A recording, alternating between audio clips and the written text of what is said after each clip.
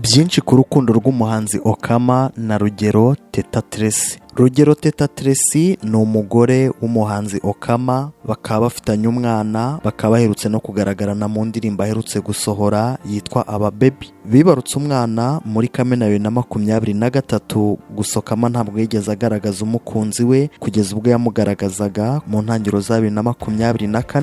Osama Masudi Khaled ni umuhanzi nyarwanda wamenyekanye ku izina rya Okama kuva we n'umugore we bakwagura umuryango bakabyara imfura yabo muri Kamena 2023. Ntabwo Okama yigeze agaragaza umukobwa wamubyariye, gusa mu mwaka 2024 yaramugaragaje, anamugaragaza no mu mashusho y'indirimbo no ku mbuga nkoranyambaga, akajya agenda amugaragaza yerekana uko bameranye neza n'umwana wabo. Uyu mukobwa nta byinshi cyane azwiho, gusa we na Okama bahuriye kuri murandasi, barashimana, barakundana, baza no kubyarana, ubu akaba ari umugabo n'umugore. Aje gutangaza aho yamenyaniye n'umugore we hari mu kiganiro Meet Me Tonight cya Gen Z Comedy Show, aho yabajijwe icyiza cyo kuba wamubyariye atazwi, avuga ko ari byiza kuko bituma umuryango utinjirirwa cyane. Icyo gihe Okama yatangaje ko we n'umugore we bahuriye kuri murandasi, baramenyana, barashimana, bigeraho bagura umuryango. Okama ni umwe mu bahanzi bagezweho mu muziki w'u Rwanda, akaberutse no gusohora EP